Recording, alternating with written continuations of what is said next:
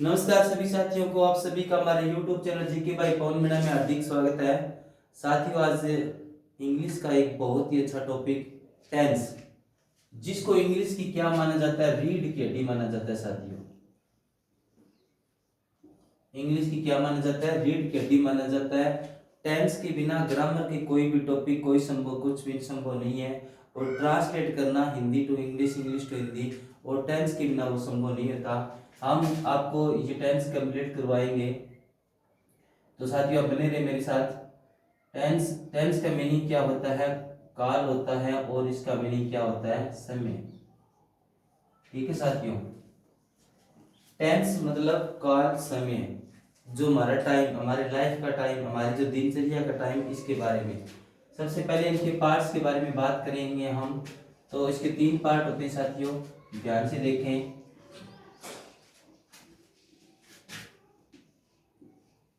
Okay, सबसे पहला part होता है प्रेजेंट टेंस, मतलब प्रेजेंट टाइम। दूसरा बोलते हैं पास्ट टाइम्स, पास्ट टेंस, और उसके बाद में तीसरा होता है फ्यूचर टेंस,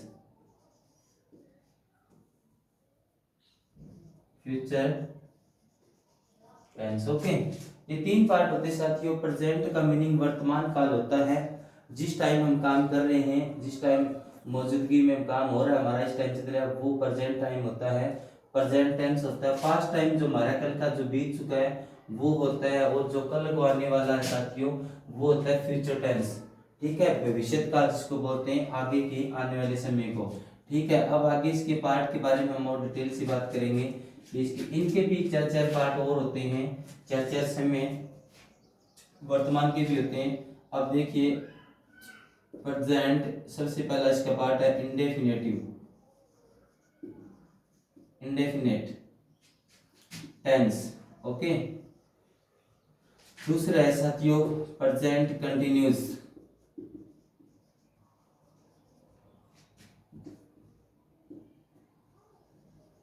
तीसरा है साथियों present perfect,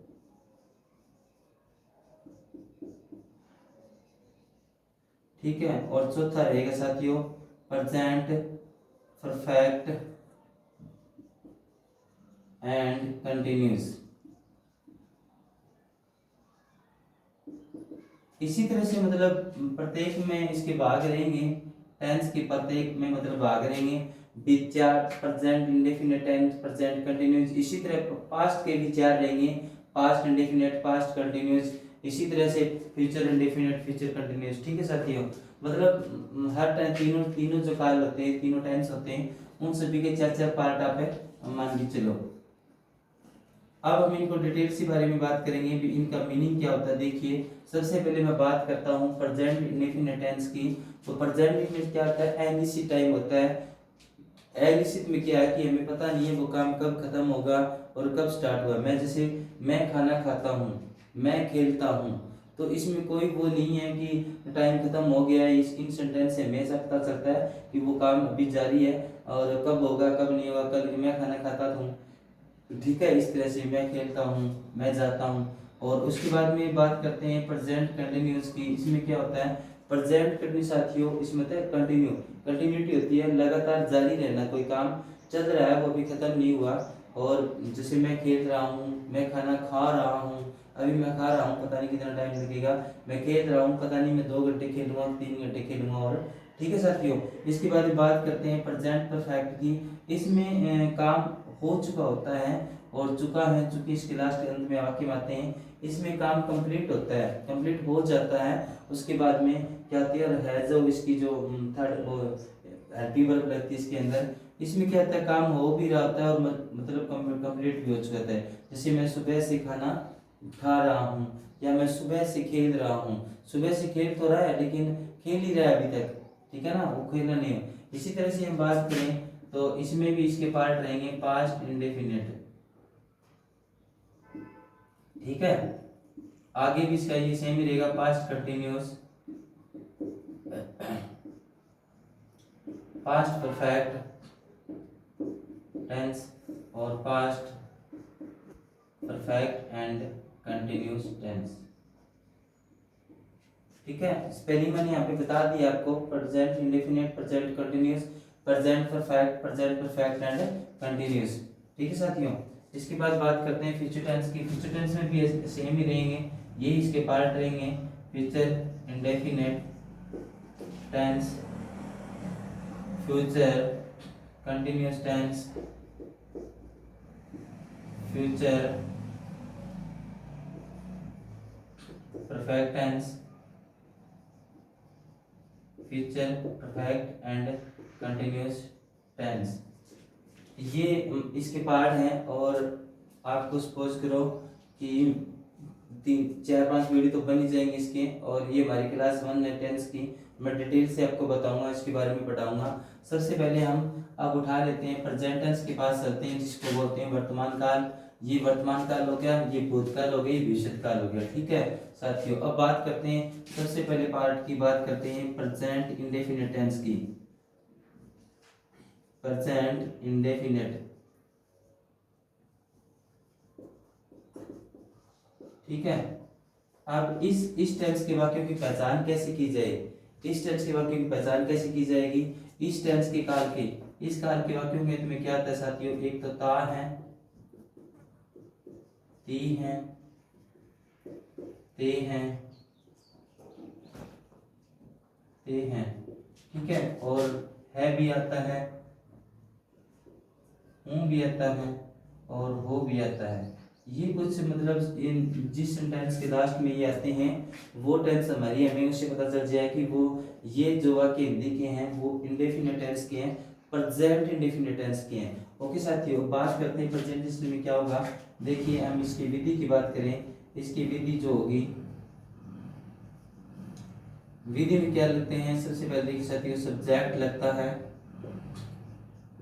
subject plus verb की फर्स्ट फॉर्म, और प्लस में एस या ईएस, और प्लस में ऑब्जेक्ट। ठीक है साथियों, ये चीजें रहेगी, सब्जेक्ट प्लस वर्ब की फर्स्ट फॉर्म, और एस भी लग सकते हैं, और ये कंडीशन भी लगेंगे साथियों। एस जो लगेंगे ना, वो सब्जेक्ट जो होंगे मैं बताऊंगा आपको किस किस के साथ लगेंगे, और ऑब्जेक्ट कर्म। ठीक है, वाक्य हमारे 3 चीजों से बनता है मिलकर। अब हम आगे बात करते हैं, जैसे एग्जांपल मैंने बताता हूँ आपको, और थोड़ा ऊपर से रेस कर लेते हैं एग्जांपल, थोड़ा सी देखिएगा।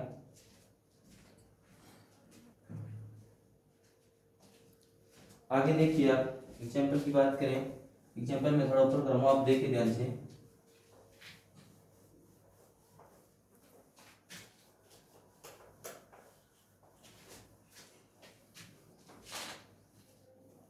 अब देखिए आप, ये हमारे जो मेथड था प्रेजेंट इंडेफिनिट टेंस का, ये सिंपल सेंटेंस भी है साथियों। ठीक है ना, इसके वो बताएंगे आपको, जैसे सब्जेक्ट वर्ब भी होगी ना चीजें। अब मैं एग्जांपल लिखता हूँ आपको, देखिए, जैसे एक तो वाक्य आ गया, मैं खेलता हूँ, क्या, मैं खेलता हूँ, और इसी वाक्य को मैं ऐसे लिखता हूँ, वह खेलता है, वह खेलता है। वाक्य एक ही टेंस के हैं, सब्जेक्ट अलग अलग है इनके, कर्ता अलग अलग है। यहाँ पे कर्ता आई आ गया, और पहले खेलना हो गया, ये क्रिया कौन सी कर रहा है, खेलने की क्रिया कर रहा है। यहाँ पे अब साथियों ओनली फर्स्ट फॉर्म ही आएगी, और एस नहीं लगेंगे यहाँ पे, और यहाँ जो होगा ही प्लेज आएगा। ठीक है, यहाँ एस लगेगा प्ले के साथ, क्यों लगेगा, अब इसका रीजन मैं बताता हूँ आपको। देखिए, अगर आपकी सब्जेक्ट, अगर साथियों आपकी सब्जेक्ट अगर हैं आई, वी, यू, दे, या कोई प्लूरल, ठीक है, प्लूरल का भी समझ रहे होंगे, बहुवचन, तो उसमें क्या है, ओनली फर्स्ट फॉर्म ही आएगी, ओनली क्या होगी, फर्स्ट फॉर्म ही आएगी। अगर आपकी सब्जेक्ट साथियों हैं ही, सी, इट, और सिंगुलर पर्सन कोई हो, तो सिंगुलर हो, या किसी का नेम आ जाए, तो क्या लगेगा, फर्स्ट फॉर्म के साथ साथियों क्या लगेगा, प्लस में एस या ईएस।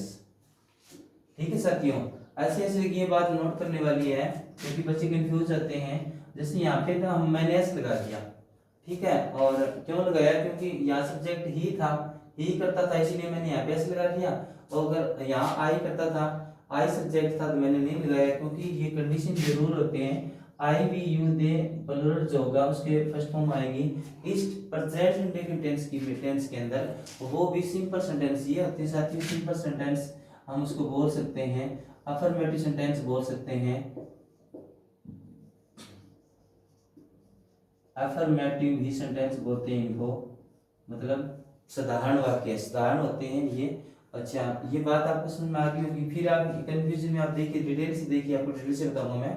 आप देखिए एस और ई एस, इसमें तो साथियों मैंने एस लगा दिया, लेकिन कोई वाक्य मैं जैसे लिखता हूं,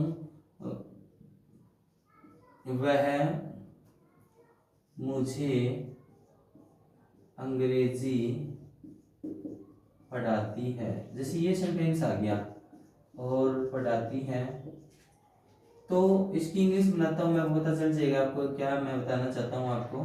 जैसे वह तो लड़की है, पढ़ाती है, सी आ गया, सी टीच, पढ़ाना क्या था, टीच होता है, टीच। अब देखो यहाँ पे टीच आ गया और हमारा सब्जेक्ट सी हुआ, तो हमें क्या है एस और एस यूज करने हैं, और एस और एस यूज करने हैं तो साथियों देखिए कि एस और एस यूज करने, तो मैं इसमें से एस यूज करूँ या एस यूज करूँ, आपको ये देखने वाली बात है। यहाँ पे मैंने ऐसे लगा दिया, क्यों लगा दिया, इसका भी एक रीजन होता है, वो भी मैं आपको बताऊंगा डिटेल से। देखिए यहाँ पे साथियों ईएस लगेगा टीच में, ठीक है, वह मुझे इंग्लिश पढ़ाती है, सी टीच मी इंग्लिश, ठीक है। अब इसका डिटेल से बताऊंगा मैं आपको बात है, क्या चीजें इसमें, क्या रीजन होता है और ये क्या कहानी होती है एस और एस वाली। ये तो समझ में आ गया होगा आपको कि आई वी यू दे और प्लूरल होते हैं तो क्या लगेगा, फर्स्ट फॉर्म लगेगी ओनली।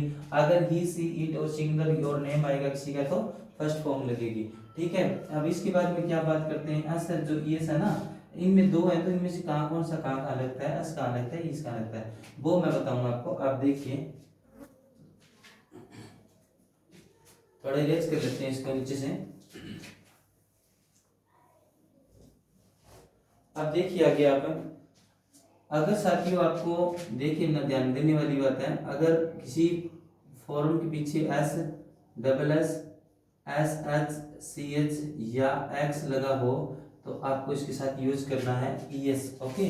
क्योंकि इसके पीछे क्या था, ये देखिए इसके पीछे सी एच था, सी एच था ना, और इसीलिए मैंने इसके ई एस लगाया। क्यों लगाया, क्योंकि इसका लास्ट डिजिट जो है वर्डिंग है वो क्या है, सी एच है, इसीलिए इसे लगा, ठीक है। अब वो वहां पे एस क्यों लगा पहले के अंदर, वो देखिए। अगर अंतिम अक्षर साथी वाई होता है, वाई से पहले अगर आपके 5 वोवल होते हैं, ए ई आई ओ यू, अगर ये 5 वोवल होते हैं तो उसके पीछे क्या लगेगा, ओनली एस लगेगा, चाहे वो कोई फॉर्म हो, कोई क्रिया हो। तो प्ले के अंदर आपने देख लिया होगा, क्योंकि प्ले में देखो, प्ले में क्या था, P L A Y, Y last है ना, लास्ट डिजिट वाई है, और उससे पहले ए वोवल आ गया तो मैंने एस लगाया था, ई नहीं लगता इसके साथ, ठीक है। तो सी एच में कुछ सी एच था इसी लगाया था। अब इसी रूल को आगे चले के चलते हैं, तो वाई, अगर वाई अंतिम है और कॉन्सोनेंट हो, तो कॉन्सोनेंट मतलब व्यंजन हो, तो क्या लगेगा, वाई को पहले क्या करेंगे हम, वाई को आई में बदलेंगे, आई में क्या करेंगे, इसको कन्वर्ट कर देंगे, आई में बदल कर क्या लगा देंगे, ई एस लगा देंगे। जैसे स्टडी हो गया, स्टडी शब्द है ना, स्टडी क्रिया है, स्टडी करना, अध्ययन करना किसी चीज का, तो उसको अगर मतलब टेंस के वाक्य में आएगी तो क्या करेंगे, इसको S T U D I E S, studies, ऐसे आएगा साथियों, ठीक है। वाई को आई में चेंज करना पड़ेगा और ई एस लगाना पड़ेगा। क्यों लगाना पड़ेगा, क्योंकि यहाँ पे डी कॉन्सोनेंट है, वाई से पहले क्या है, डी कॉन्सोनेंट है, व्यंजन है, और यहाँ पे वोवल होता तो सीधा से लगा देती, जैसे क्या है, प्ले के अंदर वाई था और एस लगा दिया, ठीक है, क्योंकि वाई था और उससे पहले वोवल ए था। तो ये भी समझ में आ गया होगा आपको। अच्छा, कुछ चीजें और भी होती हैं, अगर कहीं नया रूल आता है तो मैं आपको बताऊंगा इसके बारे में। ये दो चीजें आप देखिए। अब हम चलते हैं नेगेटिव सेंटेंस की तरफ चलते हैं साथियों, इसीलिए अब देखिए आप नेगेटिव, ये साधारण वाक्य था, ये क्या था, ये साधारण वाक्य था, आई प्ले और ही प्लेज। अब बात करते हैं इंटेरोगेटिव सेंटेंस की बात, पहले हम इंटेरोगेटिव करते हैं, कोई बात नहीं। अब देखिए इंटेरोगेटिव, नेगेटिव, क्योंकि अफर्मेटिव तो हो गया ना, यहाँ पे सिंपल अफर्मेटिव हो गए। अफर्मेटिव सेंटेंस मैंने करवा दिया आपको नेगेटिव, और एक होता है नेगेटिव और इंटेरोगेटिव, दोनों इकट्ठे होते हैं, इंटेरोगेटिव सेंटेंस। ओके, सेंटेंस से अब देखिए बात है कि ये प्रेजेंट इंडेफिनिट टेंस के वाक्य में इंटेरोगेटिव सेंटेंस जो बनेंगे वो क्या क्या सिस्टम से बनेंगे, क्योंकि हेल्पिंग वर्ब वो क्या यूज होगी वो बताता हूँ। जैसे मैंने वाक्य दे दिया आई पहले, मैं लगा देता हूँ आपको। इसमें क्या, इसकी मेथड क्या होगी, इसमें सबसे पहले क्या आ जाएगा, डू और डज आ जाएंगे, डू और डज हो जाएंगे, और प्लस में उसके बाद में क्या लगेगा, सब्जेक्ट लगेगा, और बाद में क्या लगेगी, वर्ब की फर्स्ट फॉर्म लगेगी, और फिर क्या लगेगा, कर्म लगेगा, ऑब्जेक्ट है, उसके बाद ऑब्जेक्ट आ जाएगा।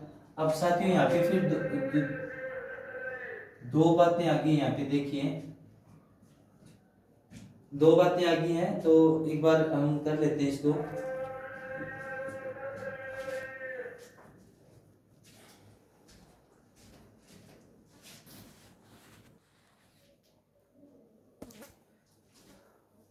अब आगे आप देखिए साथियों, इसके बाद में हम बात कर रहे थे इंटरोगेटिव सेंटेंस की, कुछ वजह से एक बार वीडियो रोकना पड़ा हमें। तो इंटरोगेटिव सेंटेंस होता है प्रश्नवाचक वाक्य जिसको बोलते हैं, जिसके लास्ट में क्वेश्चन मार्क लगता है। तो इसके अंदर डू और डज लगते हैं साथियों, और सब्जेक्ट लगता है, और इसकी फर्स्ट फॉर्म और ऑब्जेक्ट। ठीक है, इसके अंदर जो नेगेटिव सेंटेंस जो होगा साथियों, उसके अंदर क्या लगेगा, पहले सब्जेक्ट आ जाएगा, उसके बाद में क्या आ जाएंगे, डू और डज, ये दोनों लगेंगे साथ में, और प्लस में क्या लग जाएगा, नोट। बाकी आपका सेम का सेम रहेगा। नेगेटिव सेंटेंस क्या होगा, सब्जेक्ट के बाद में डू डज लगेंगे और बाद में नोट लग जाएगा। लेकिन इंटरोगेटिव नेगेटिव इकट्ठे वाले में क्या लगेंगे, सबसे पहले क्या आ जाएगा, डू और डज आ जाएगा, और बाद में क्या लग जाएगा, सब्जेक्ट लग जाएगा, और बाद में तीसरी जगह पर क्या लग जाएगा, नोट लग जाएगा। बाद में वर्ब की फर्स्ट फॉर्म और प्लस में ऑब्जेक्ट आ जाएगा। ओके साथियों, अब देखिए ध्यान से। और एक बात याद रखनी है लाइफ में आपको, इंग्लिश ग्रामर के अंदर क्या होता है कि नोट जो होता है ना साथियों, नोट शब्द होता है, नोट होता है नेगेटिव सेंटेंस के अंदर, चाहे वो किसी सेंटेंस में चाहे इंटरोगेटिव नेगेटिव के अंदर आए, तो आपको नोट हमेशा तीसरी जगह प्रयोग होता है। अब हम बात करते हैं, जैसे मैं खेलता हूँ, हम इसी सेंटेंस को उठा लेते हैं। तो मैं खेलता हूँ, इसका क्या हुआ, इसको हमें इंटरोगेटिव चेंज करना है, तो इसमें क्या आ जाएगा, डू आई प्ले, क्या आ जाएगा, डू आई प्ले, क्या मैं खेलता हूँ, ये सेंटेंस बन गया। अब आप सोच रहे होंगे कि सर ने यहाँ डू और डज क्यों लगाया, तो डू और डज की एक रूल होता है साथियों, अगर आपके सब्जेक्ट इसी, जैसे ये चीजें ना, ये जो मैंने लिखी थी यहाँ पे देखिए, एक बार मैं इधर से इरेज करता हूँ, आप देखिए ध्यान से, यहाँ ये जो सब्जेक्ट होते हैं ना, इसी में ये रूल फॉलो होता है, देखिए ध्यान से। अगर आई वी यू दे और प्लूरल होगा ना, तो आपको डू यूज करना है, और अगर आपके सब्जेक्ट ही सी इट और सिंगुलर हो, तो क्या यूज करना है, डज यूज करना है। ठीक है, ये इनके साथ रहेंगे, आई वी यू दे और प्लूरल के साथ डू यूज करना है, ही सी इट और सिंगुलर के साथ या किसी नेम के साथ डज यूज करना है। यहाँ पे आई सब्जेक्ट था, इसलिए मैंने यहाँ पे डू लगा दिया। अगर मैं वही वाक्य चेंज करूँ, ही प्ले, तो यहाँ देखिए आप, ही प्ले क्या गया, तो मैं यहाँ पे क्या लगाऊंगा, क्योंकि यहाँ डज लगाऊंगा। क्यों लगाऊंगा, क्योंकि जो यहाँ का जो सब्जेक्ट है वो साथियों ही है, एक वचन है, सिंगुलर है और ही है। ओके, इस तरह से। अब इसको नेगेटिव में चेंज करेंगे, अगर आई प्ले को मैं चेंज करता हूँ इसमें, तो क्या करूंगा, आई डोंट प्ले, क्या लिखूंगा, आई डोंट प्ले, नोट शब्द लग जाएगा साथियों। इसमें क्या हो जाएगा, इसमें देखिए आप, इसमें सबसे पहले डू लग जाएगा, उसके बाद में क्या आई लग जाएगा, फिर यहाँ नोट लग जाएगा, और फिर वर्ब की फॉर्म आ जाएगी प्ले। ठीक है साथियों, ये देखिए तीसरी नोट हमेशा तीसरी जगह नोट आएगा, और ये चीजें थी आपको बताना। और हमने एक टेंस कर लिया आज, प्रेजेंट टेंस का एक भाग, प्रेजेंट इंडेफिनिट टेंस। ओके साथियों, प्रेजेंट इंडेफिनिट टेंस हमने यूज कर ली है, और कल हम आपको प्रेजेंट कंटिन्यूअस की वीडियो बना के बताएंगे, दिखाएंगे। तो थैंक्स फॉर वाचिंग, आप इस वीडियो को शेयर करें ताकि और बच्चे भी सीख सकें। Thanks for watching again.